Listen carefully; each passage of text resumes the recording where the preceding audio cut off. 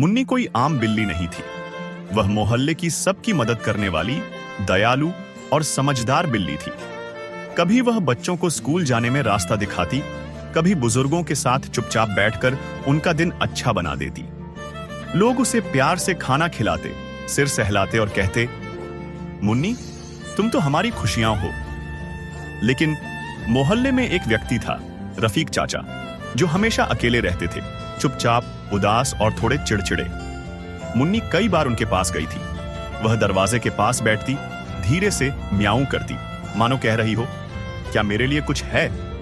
पर रफीक चाचा हमेशा गुस्से में कहते, भाग यहां से, मुझे अकेला छोड़ दो। एक दिन दोपहर का सूरज ढल रहा था। मुन्नी बहुत भूखी थी। मोहल्ले में बाकी सब घर बंद थे। उसने एक बार फिर रफीक चाचा के दरवाजे पर हिम्मत से दस्तक दी। उसने दरवाजे के पास बैठकर धीरे से पुकारा, म्याऊं। पर रफीक चाचा ने बिना देखे ही चिल्ला दिया, जा यहां से, परेशान मत कर। मुन्नी चुपचाप उठी। उसकी आंखों में न कोई गुस्सा था, न शिकायत, बस एक छोटी सी उदासी। वह मोहल्ले की ओर नहीं गई।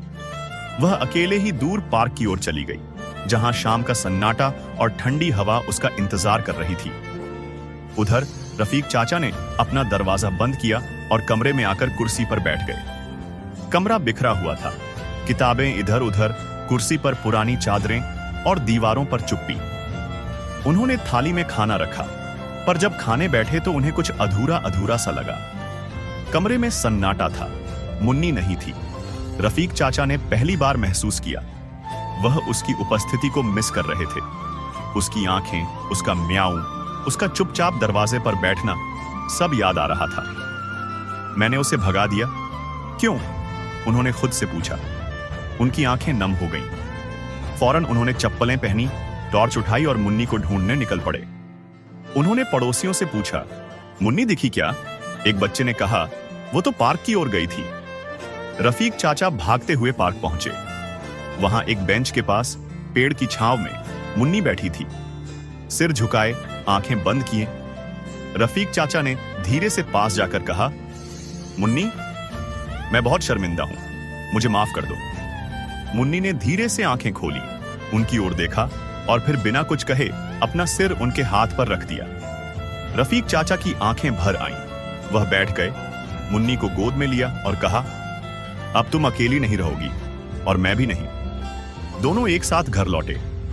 रफीक चाचा ने उसके लिए दूध गर्म किया, खाना रखा और मुन्नी पहली बार रफीक चाचा के घर अंदर जाकर सोई।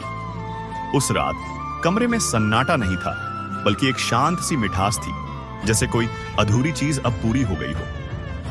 अगली सुबह मोहल्ले वालों ने देखा, रफीक चाचा मुस्कुरा रहे थे और मुन्नी उनके साथ खिड़की पर बैठी थी।